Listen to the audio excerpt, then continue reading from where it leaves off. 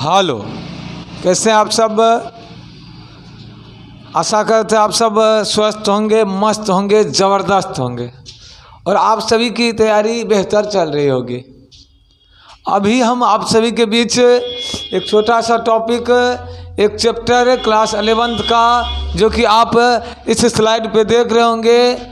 Class 11th के अंतर्गत हम लोग देखेंगे एनिमल किंगडम, जंतु जगत। आप जानते होंगे जंतु जगत क्लास 11th के अंतर्गत चौथा चैप्टर होता है और इस चौथे चैप्टर को हम लोग समझने के लिए, इस चैप्टर को जानने के लिए, जंतु जगत या एनिमल किंगडम को जानने के लिए हम लोग क्या करते हैं, इस प्राणी जगत या जंतु जगत का वर्गीकरण करते हैं। क्लास 11th वाले जो भी स्टूडेंट होंगे एक बार यहाँ ध्यान दीजिएगा। आज हम लोग का चैप्टर 4 एनिमल किंगडम, जिसको जंतु जगत या प्राणी जगत कहते हैं।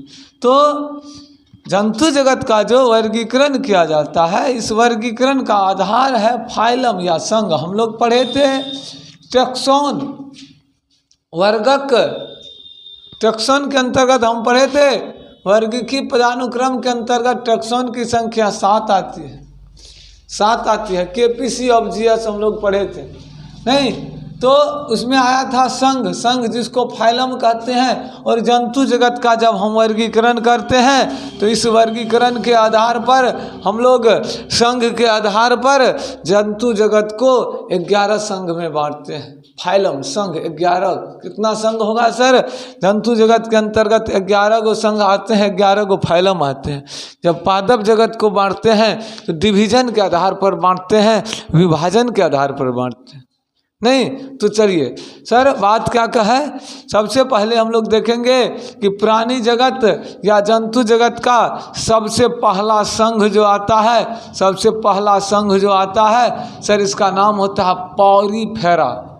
पॉरीफेरा के अंतर्गत पौरयुक्त, पौर जिसको हम लोग छिद्रयुक्त कहते हैं, छिद्रयुक्त क्या कह सकते हैं, तो इसके अंतर्गत जंतु आते हैं। एक कोशिकीय जंतु आते हैं जिसमें छिद्र होते हैं, जिसमें पोर उपस्थित होते हैं। सबसे पहले हम लोग नाम जान लेते हैं।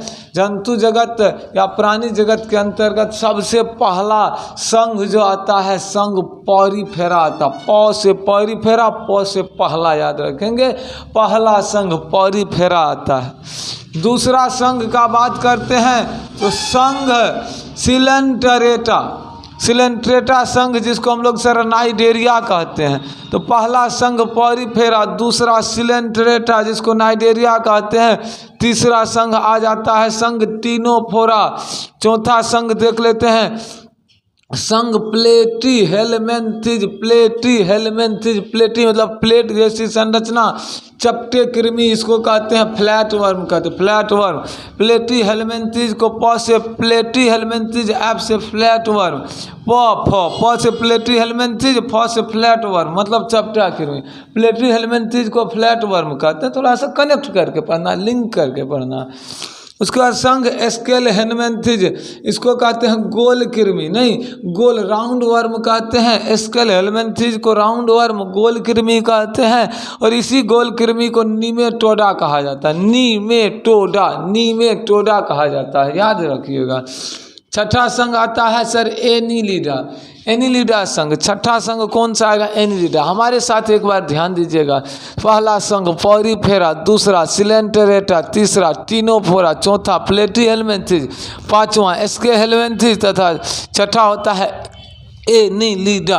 चलिए सर सातवां में चला, सातवां का संघ आ जाता है संघ आर्थ्रोपोडा। आर्थ्रोपोडा, आर्थ्रोपोडा जो होते हैं प्राणी जगत का सबसे बड़ा संघ होते हैं। इस जंतु जगत का जितने संघ होते हैं सबसे बड़ा संघ, सबसे बड़ा संघ जो होता है सर आर्थ्रोपोडा होता है। आर्थ्रोपोडा, आर्थो मतलब अर्थ, याद रखें अर्थ। और इस पृथ्वी पर उपस्थित सबसे बड़ा संघ जो होता है यह आर्थ्रोपोडा होता है। और आर्थ्रोपोडा इस पूरे पृथ्वी जगत में 2/3 भाग में पाए जाते हैं, 2/3 भाग में आर्थ्रोपोडा। आर्थो मतलब अर्थ, याद रखें, अर्थ मतलब पूरा धरती, मतलब सबसे बड़ा संघ इस पृथ्वी पर जंतु जगत का आर्थ्रोपोडा होता है। आर्थो से अर्थ, याद रखें, अर्थ। संघ मोलस्का, आर्थ्रोपोडा के बाद मोलस्का संघ आता है, यह दूसरा सबसे बड़ा संघ होता है। मतलब जंतु जगत का सबसे बड़ा संघ आर्थ्रोपोडा और दूसरा आता है मोलस्का। मोलस्का दूसरा सबसे बड़ा संघ होते हैं। और मोलस्का के अंतर्गत जितने भी जीव आते हैं, जितने भी जंतु आते हैं, उसका शरीर कोमल होता है, कोमल शरीर का होता है। संघ इकाइनोडर्मेटा, इसको शूलयुक्त कहते हैं, शूलयुक्त इकाइनोडर्मेटा, इकाइनोडर्मेटा के अंतर्गत शूलयुक्त जंतु आते हैं। वैसे जंतु जिसमें सर क्या होगा, शूल पाए जाते हैं, कांटेदार, जिसके देह भित्ति के ऊपर, बॉडी के ऊपर क्या होते हैं, शूलयुक्त। कहने का मतलब कांटेदार संरचना होते हैं, उसको हम लोग इकाइनोडर्मेटा कहते हैं। नहीं, इकाइनोडर्मेटा के अंतर्गत हम देख लेते हैं हेमिकॉर्डेटा। हेमिकॉर्डेटा, हेमिकॉर्डेटा संघ आता है। इकाइनोडर्मेटा के अंतर्गत हेमिकॉर्डेटा आता है। और सर हेमिकॉर्डेटा के बाद कॉर्डेटा आ जाता है, रज्जुकी आ जाता है, इसको पृष्ठ रज्जु कहते हैं, पृष्ठ रज्जु, स्पाइनल कॉर्ड कहते हैं। नहीं तो सर ये बात था, ये बात था। पृष्ठ रज्जु जो होते हैं कॉर्डेटा होते हैं। कॉर्डेटा के अंतर्गत, इसके अंतर्गत जो होता है, ये जो होता है रीढ़ की हड्डी जिसमें पाया जाएगा, उसमें हम लोग क्या कहते हैं, कॉर्डेटा कहते हैं, रज्जु की कहते हैं। देखिए सर बात क्या है, हम जान लेते, जंतु जगत का वर्गीकरण 11 गो संघ आता है। Porifera, Coelenterata, Ctenophora, Platyhelminthes, Aschelminthes, Annelida, Arthropoda, Mollusca, Echinodermata, Hemichordata, Chordata. और इसको सर सीरियली याद रखना पड़ेगा, सीरियली, जैसे जैसे हम लिखाए हैं बस ऐसे याद करना। सबसे पहला देखिए Porifera, Coelenterata, Ctenophora, Platyhelminthes, Aschelminthes, Annelida, Arthropoda, Mollusca, Echinodermata, Hemichordata, Chordata. बराबर कहने से याद हो जाए। चलिए हमारे साथ एक बार हमारे साथ आप लोग रिकॉल कीजिए।